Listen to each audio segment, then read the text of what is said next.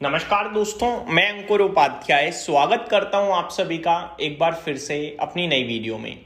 दोस्तों, दोबारा से परेशानी बढ़ते हुए दिख रही है। डील फेल होने के बाद अलग अलग कमेंट्स आ रहे हैं और कुछ लोग ये भी कह रहे हैं कि भाई डील फेल के ऊपर कितनी बार डिस्कशन करोगे। हर बार अलग डिस्कशन हो रहा है दोस्तों। सबसे पहले मैंने आप सभी के साथ मार्केट को डिस्कस किया, देन मैंने आप सभी के साथ प्रेसिडेंट ट्रम्प के कमेंट को डिस्कस किया डील फेल होने के बाद, और फिर मैंने आपके साथ डील फेल हुई क्यों है वो डिस्कस किया है। इस वीडियो में आप सभी के साथ डील फेल होने की वजह से स्टॉक्स जो अलर्ट हो सकते हैं उनको डिस्कस करने जा रहा हूं। शुरू करते हैं बिना किसी देरी के। सबसे पहले मैं आपको बताना चाहूंगा रिलायंस इंडस्ट्रीज, इसके लिए नेगेटिव था लेकिन कल तक, अभी इसके लिए पॉजिटिव भी हो गया। अभी आप ये देख लो कि ये स्टॉक प्लस माइनस में है, लेकिन मेरे को लगता है नेगेटिव रिएक्शन ही देगा। अब हुआ क्या है, हुआ ये कि जो गवर्नमेंट ऑफ इंडिया है उन्होंने डीजल एक्सपोर्ट की ड्यूटी बहुत हैवीली हाइक करी है।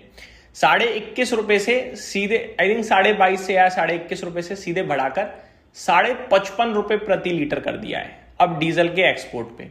तो बहुत हैवी चार्ज लगा दिया। दूसरी तरफ एटीएफ के एक्सपोर्ट पे भी अब 41 रुपए का पर लीटर हो गया है। आई थिंक पहले जो आपका 29 रुपए समथिंग था, तो यहां भी काफी हैवी चार्ज बढ़ाया गया है।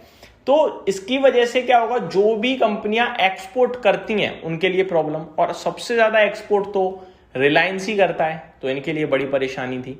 लेकिन अब कच्चा तेल बढ़ सकता है, मुझे लगता है जिस हिसाब से आपका मैटर डील फेल हुई है, तो उसकी वजह से कच्चे तेल बढ़ने के चांसेस लग रहे हैं अब ज्यादा।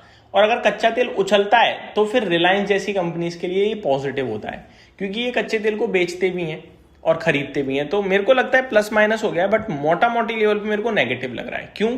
एक तो टेक्निकली वीक है, ऊपर से इनके लिए परेशानी ज्यादा दिखती है और चीजें अच्छी कम दिख रही हैं करंट सिचुएशन में। तो किसी के पास अगर रिलायंस है तो टेम्पररी सिचुएशन में मेरे को लगता है कि हो सकता है आपको ये स्टॉक 1280 की तरफ जाता हुआ दिखे, और रिलायंस नीचे जाएगा तो मार्केट पे भी ऑब्वियस है प्रेशर बनाने का काम करेगा ही करेगा।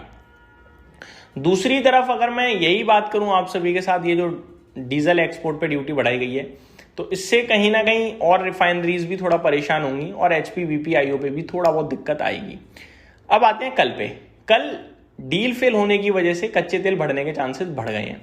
अब अगर कच्चे तेल के दाम बढ़ते हैं तो पहले तो तीनों ओएमसीज आईओसी, बीपीसीएल और एचपीसीएल के लिए नेगेटिव है ये बहुत ज्यादा। क्यों है नेगेटिव?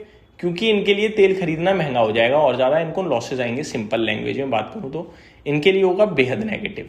दूसरी बात, कच्चे तेल के बढ़ने से पूरे देश के लिए परेशानी होती है, क्योंकि कच्चा तेल बहुत सारी प्रोडक्ट्स में एज अ रॉ मटेरियल काम करता है। तो पेंट क्षेत्र जिसमें रिवाइवल देखा हमने 2 दिनों में, यहां पे दोबारा से दिक्कत आ सकती है। टायर स्पेस जिसमें रिवाइवल आया, यहां भी दोबारा से दिक्कत आने के चांसेस बढ़ जाते हैं।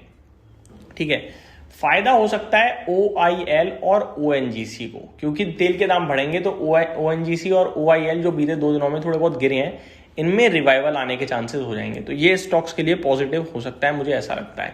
तो ये 2 स्टॉक होंगे आपके लिए पॉजिटिव साइड पे कि आपको थोड़ा रिएक्शन पॉजिटिव दिखे, लेकिन बाकी ज्यादातर स्टॉक्स आपके लिए नेगेटिव ही रहने वाले हैं। तो ये 2 आपके लिए कच्चे तेल से रिलेटेड और खबरों से रिलेटेड स्टॉक्स जो एक्शन में रहेंगे। बाकी अब आता हूं मैं कुछ अपडेट्स पे। सबसे पहले Adani ports company to consider Q4 on April 30 अप्रैल को Q4 के कंपनी के नंबर्स आने वाले हैं अदानी पोर्ट्स के। साथ ही साथ कंपनी ने यह भी कहा कि अर्निंग कॉल कॉन्कॉल ऑन 30 अप्रैल एट 6 PM, और अर्निंग कॉल कॉन्कॉल जो है वो 30 अप्रैल को 6 बजे शाम को। अब कुछ अपडेट आई है फिशरीज की। Fisheries export rise to 68,000 crore from 60,000 crore after US tariff, says MOS Baghel. Avanti feed, apex frozen, kings infra ventures इनके लिए पॉजिटिव है। तो ये जो फिशरीज वगैरह हैं, इनके एक्सपोर्ट में बढ़त देखने को मिली है। 68,000 करोड़ का ये पहुंचा है अब राइज बढ़कर। पहले जो 60,000 करोड़ था, तो काफी हैवी जंप है, मोर देन 10% का जंप है यूएस टैरिफ हटने के बाद कहीं ना कहीं। आगे स्टॉक है दोस्तों इन्वायरो इंफ्रा इंजीनियर्स। इनके लिए क्या खबर है?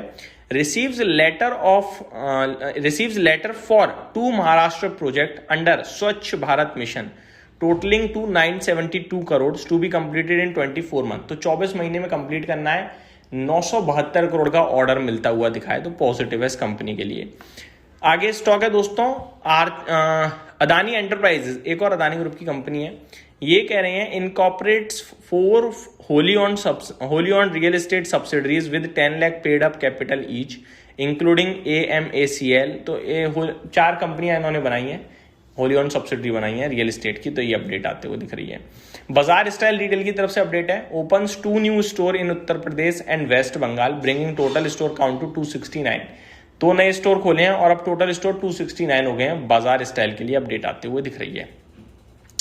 दोस्तों last but not the least एक और अपडेट आई है। अपडेट ये कि अगले हफ्ते से भीषण गर्मी पड़ने की संभावना जताई गई है, और अगर गर्मी आती है भयंकर तो फिर गर्मी से रिलेटेड, पावर से रिलेटेड स्टॉक्स दोबारा एक्शन में आ सकते हैं। इनके बारे में अगली वीडियो में बात करेंगे। Thank you so much for watching this video. Have a great day guys.